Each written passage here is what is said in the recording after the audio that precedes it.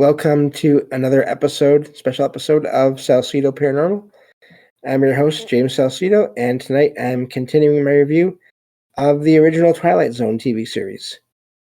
As always, you can find all episodes of the show, along with links to social media and other ways to contact me at the podcast page, and that is salsidoparanormal.podbean.com.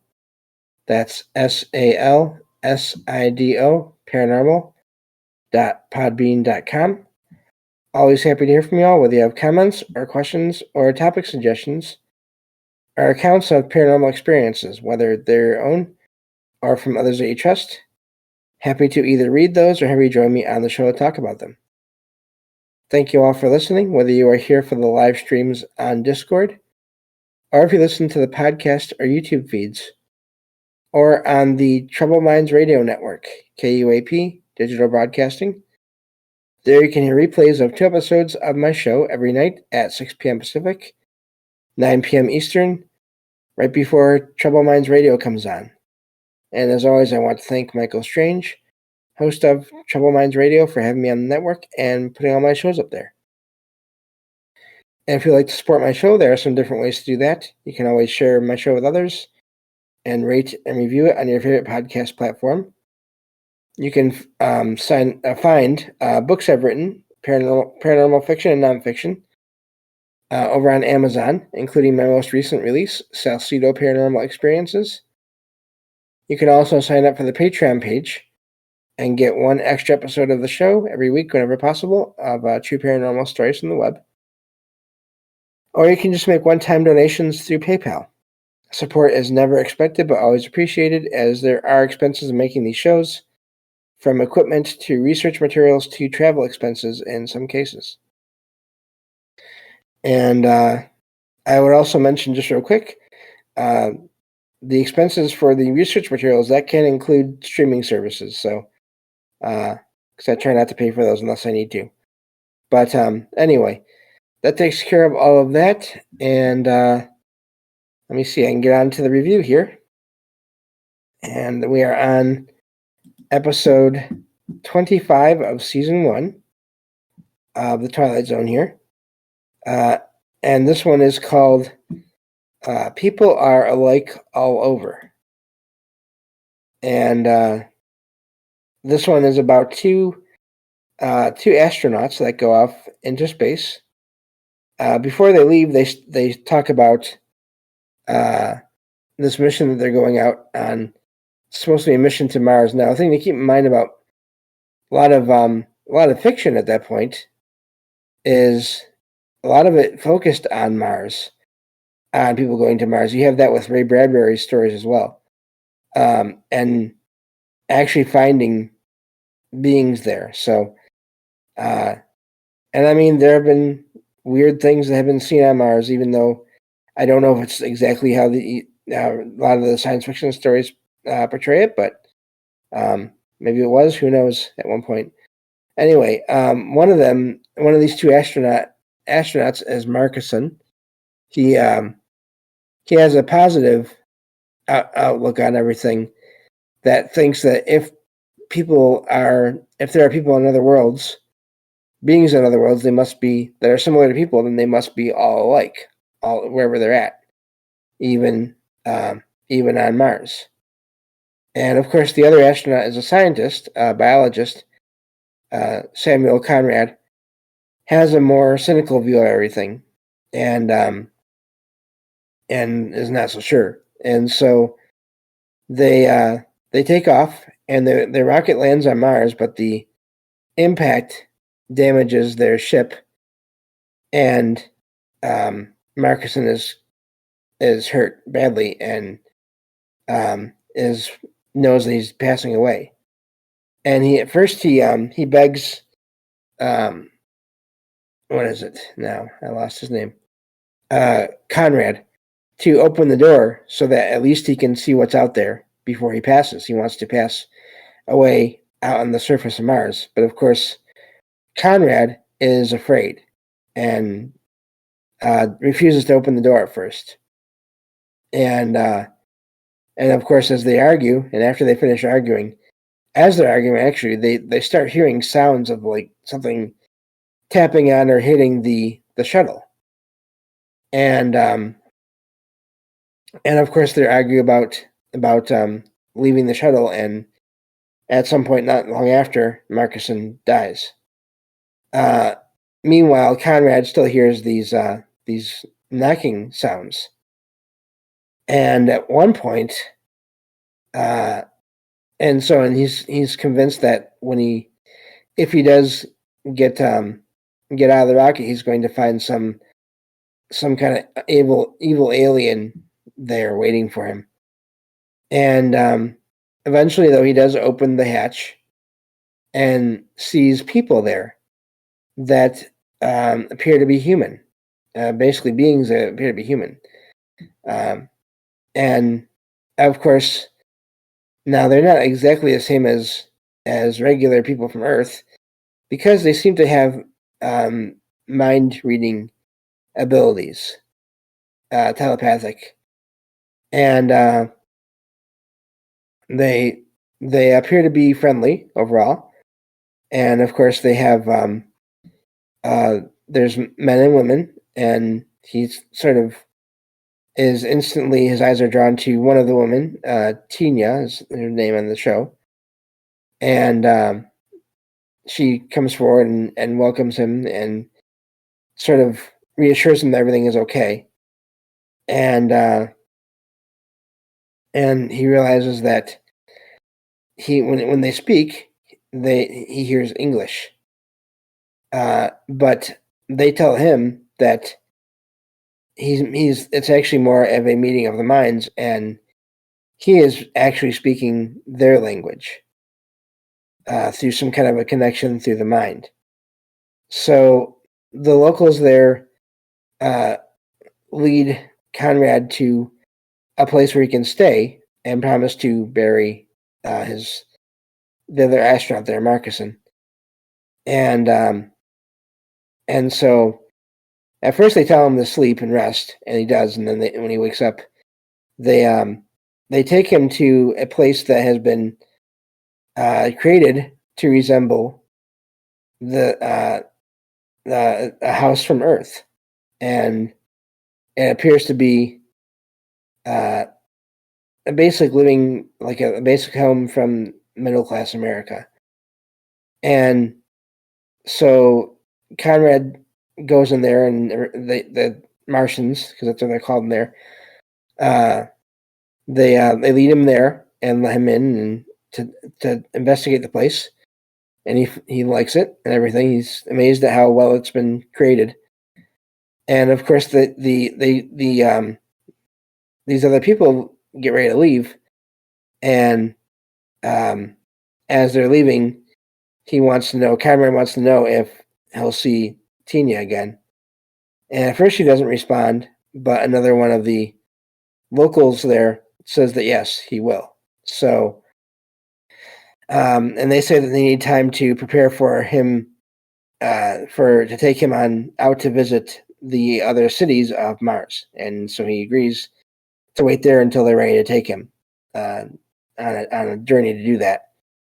So Conrad relaxes in the house and starts looking around and just relaxing and resting. But then what he notices at one point is the door that the Martians left through. He can't open it, but at first he figures it's just a mistake. But then he starts wandering around the house and finds that there are no windows in the house.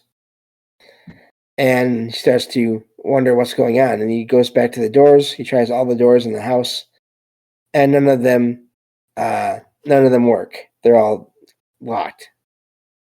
And as he stops and he takes down the curtains from one of the places where a window should be, the wall splits apart and reveals these bars that turns out are part of a cage. And he finds that he's being watched by a large crowd of people, of Martians. And they're all looking at him. And he looks down and sees the sign that is sort of just on a pole or a stick that's been put into the ground.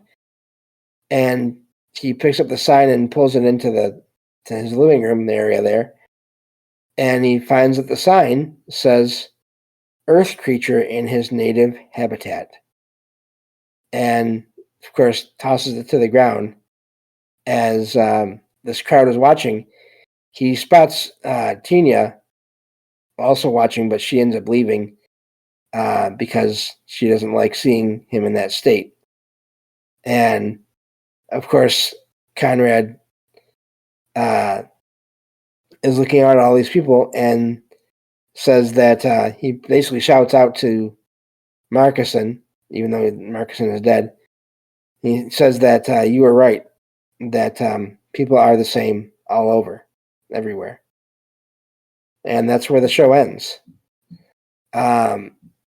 It was very well done. The people did look normal, but they also had this, I don't know if it was done through lighting or this other effect, what effects they had on the people. They were all, they all seemed to have this white hair, first of all, is what I noticed. No dark hair as far as I saw, which is odd.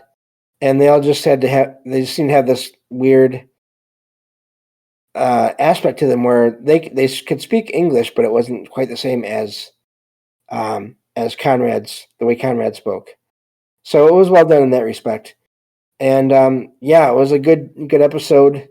And it just makes me think of how often, think about zoos, how we do that with other animals and sort of put them in these places and make them comfortable, but still in the end, they're in a zoo. And of course, some animals are taken care of very well in these zoos because they're, whatever circumstances may be going on in their own natural environments, I don't know. That's a whole other topic that's just not really relevant to this show. Nature and all that, and the involvement of people and how all that works. But yeah, so this idea of if we ever do meet other beings, or for those that have met other beings, what are they like? What would they be like? And yeah, I have no idea. I feel like, due to my own experience, I had one time sort of what seemed like the alien abduction experience. It was not fun. I've gone over this story before, but basically, I didn't see any solid figures. I just saw these gray blurs moving around me. It's a whole other story. Let's see how long this last show is that I have to review here. I guess I could tell my experience again, but basically, I found myself on this table-like bed. I went to sleep one early morning, and at one point I woke up enough to realize I was not on my couch where I've been sleeping, and there were these 2 or 3 gray blurs moving around me. That's all I saw of them. They were literally just blurs, and they just moved around me, and I heard my parents' voices telling me everything was okay. And I looked over and I saw 2 more of these blurs, and I realized their voices were not quite right. There was no emotion in their voices, and so I realized it wasn't my parents. And this whole time I couldn't move except for my eyes. And I saw something from above me moving down from the ceiling. The ceiling was just all white, all one light, as far as I could tell. And meanwhile, these gray blurs were moving around me. And this robotic metal arm came down. And this experience ended with a needle being at the end of this arm, and the needle touched my left eye. And that's where everything went dark, and I woke up, and I have no idea what that was, except that after that happened, this was about 10, 10, 11, 12, something like that years ago, my eyes started to get worse. I started having problems with light sensitivity and eye strain. So, and even to the point where it became vertigo at times if I wasn't careful.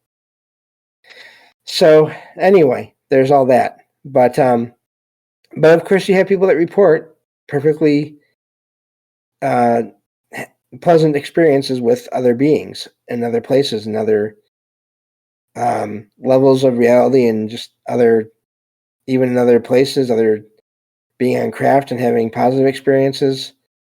And in no way am I saying all of the paranormal or unexplained is negative. That's a big part of the show, is that it's not all negative. And overall, in most media, that's the way it is portrayed, is that it is 99% negative. And that's just not the case. So, excuse me. Anyway, we have this last episode of the Twilight Zone that I can review this time because it's the last one I watched. And this is episode 26 of season 1. It's called, let me see here. It's called Execution. So, this is an amazing one. This show starts off with, in the year 1880, an outlaw named Joe Caswell. He's about to be hanged for murder. And he actually is basically, they're getting ready to do this. And as they proceed, he suddenly vanishes, and from this place, from this time in this place, and all that's left is the rope. And he finds himself in this room, and it's a laboratory of some kind. And there's this professor there that is apparently the one that somehow brought him forward in time. His name is Mannion, I think. And Mannion explains that he used a time machine to bring take Caswell from the past. But also when Caswell appears, Mannion notices the rope burns around Caswell's neck. And he at first Caswell tries to lie and say he was a regular law-abiding person. Then, of course, confesses that he was not.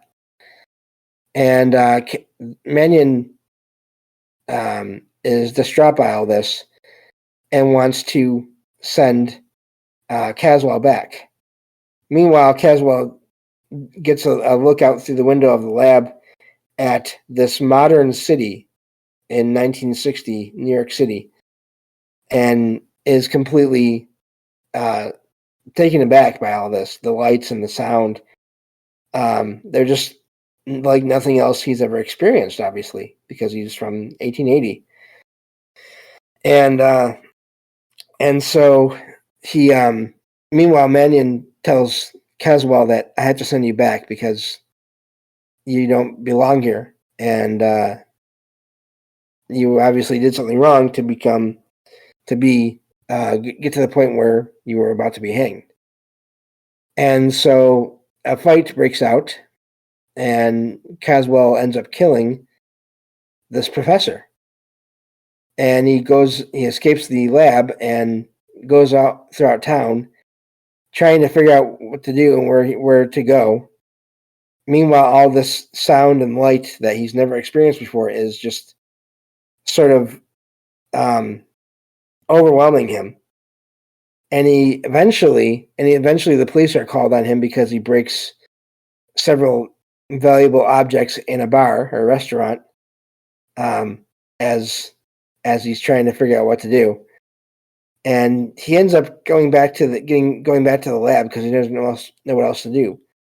Meanwhile, once he gets back there, another guy breaks into the lab, or enters the lab, and to to see what he can steal. It turns out this other guy is a thief.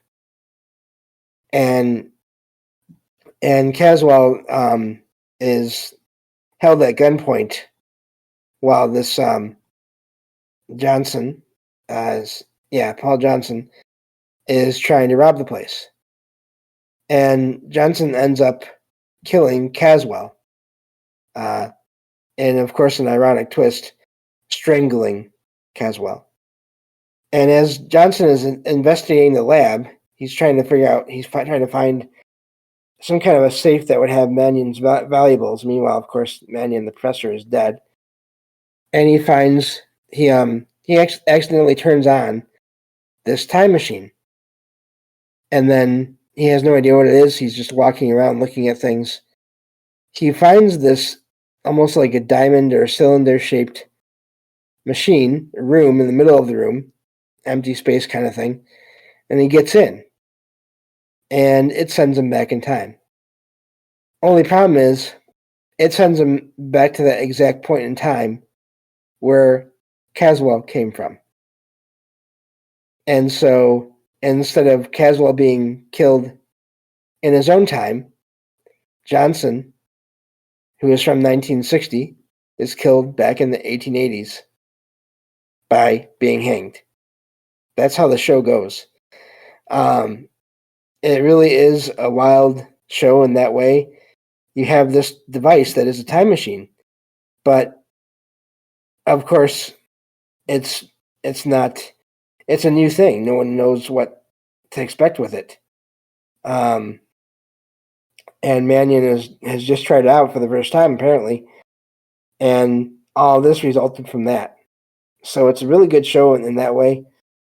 It makes me think about that so often in sci-fi and in stories. You have the person that makes the machine ends up using the machine and going back themselves. They didn't do that with this show, and it makes me wonder if anyone, let's say in now or in the future or whatever, anyone that makes one of these machines, is that what they would do? Would they be? Because to me, that would be the smarter thing overall, to use the machine and bring someone else back from the past. But then obviously, that didn't go so well in this TV show here.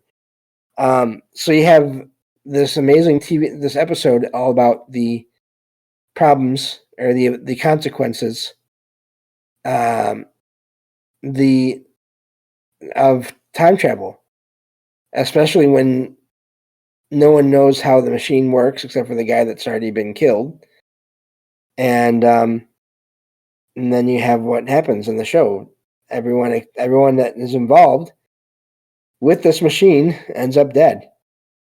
And of course, there are so many reports of people having weird experiences with time, seeming to go at different rates, different speeds. You have people that appear and vanish again.